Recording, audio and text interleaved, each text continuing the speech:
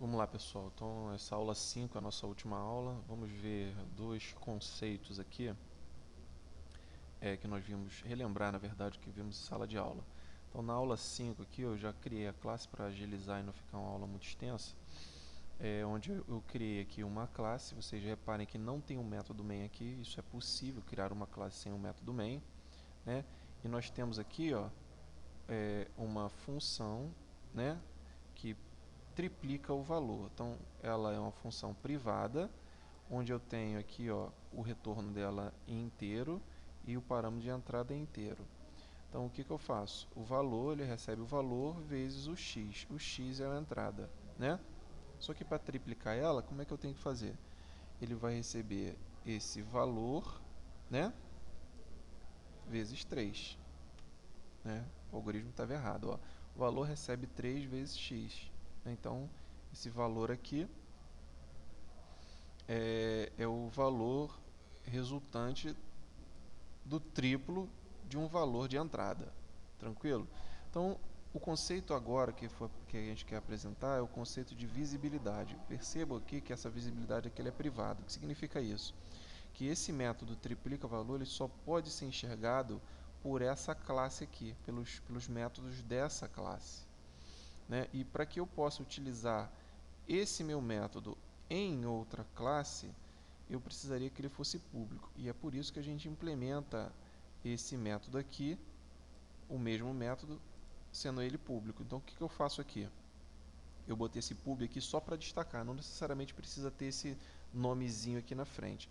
Mas esse pub triplica valor é o que? É a implementação pública do método triplica valor. E o que esse método faz? Ele faz isso aqui. Então, na verdade, o que eu estou fazendo? Eu implemento o método privado e depois eu reescrevo ele, tornando ele público. Né? E na hora que eu fizer a chamada aqui, por exemplo, no método main, que o método main é que ele executa. Repare que aqui no 5 eu não tenho o método main. Eu poderia ter 10, 15, 20, 50 funções aqui. E eu, numa outra classe, está fazendo a chamada. E como é que eu faço? No meu método main, eu instancio a minha classe. Está vendo aqui, ó, classe 5. Então, estou instanciando a minha classe, né? E vou fazer uma chamada ao método público aqui, ó. Passando que parâmetro? O parâmetro que estava lá, ó, no 5, aqui, o y, o x? Não. Eu vou passar o parâmetro real que estava aqui. Então, eu, né, leio os valores aqui, ó, digito o valor, o usuário vai digitar, ele vai ler lá o valor para o A, e eu vou fazer uma chamada passando o valor A. Então, quem é que executa essa função aqui? O pub triplica valor, que está onde? Que está na minha classe aula 5. Né? Pub triplica valor. Pô, mas ele está retornando aqui uma outra função. Que função é essa? É essa função privada que pertence à minha classe. Isso aí é para manter o encapsulamento, né, do meu código.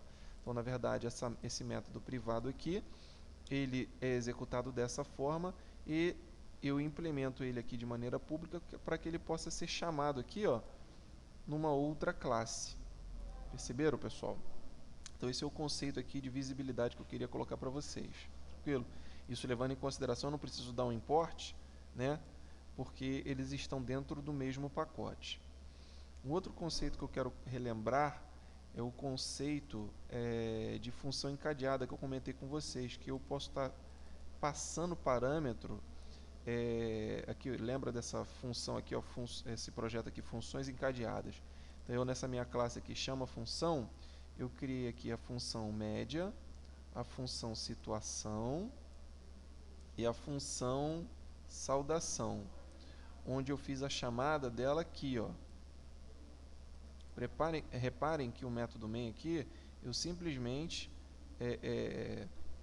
criei aqui um procedimentozinho para ele capturar os valores, né, os parâmetros reais para passar para cá, em substituição aos parâmetros formais aqui da minha média.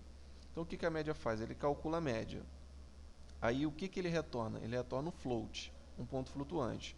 O situação, ó, tá bom, média está dentro de situação, que está dentro de saudação. Né? O situação, ele recebe um float. e retorna o quê? Um inteiro. Esse aqui, ó, retorna um inteiro e ele recebe, desculpa, um inteiro e retorna uma string.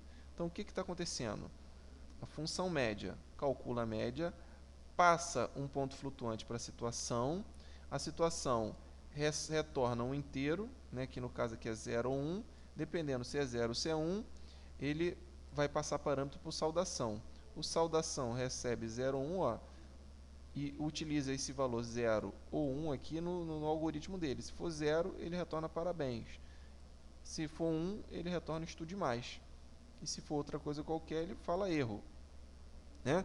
Então, uma função aqui, no caso, foi passando parâmetro para outra que, no final, a resposta, eu coloco aqui a nota 1 e a nota 2, e a resposta aqui no final que eu quero é o quê? Essa mensagem aqui, porque um foi passando parâmetro para outro. Né? Isso aqui é só uma técnica de programação, né, para demonstrar que uma função pode passar parâmetro para o outro e o resultado vai ser aquele da última função, que no caso é essa aqui. Ó. Essa é a primeira função que recebeu o valor, né, os parâmetros reais. Né? Então, esse aqui são os parâmetros reais. Aí, essa função aqui, ó, ele retorna um valor que vai ser parâmetro real para a situação, que vai retornar também valor, né, um valor que vai ser parâmetro real dessa outra função aqui, que no final ele retorna isso. Então, se vocês, por exemplo, forem subtraindo aqui essas funções aqui desse resultado, do método main, você vai percebendo o que ela vai retornar. Então, procurem fazer uma revisão nesse conceito aqui também de funções encadeadas, uma sendo chamada dentro da outra, né, que é interessante que isso aqui é possível ser feito. Tranquilo, pessoal? Eu acredito que eu tenha, de uma maneira bem resumida, esgotado o que nós vimos aí acerca do conceito de modularização, fizemos uma revisão, então boa sorte para vocês aí que vão fazer essa TA3.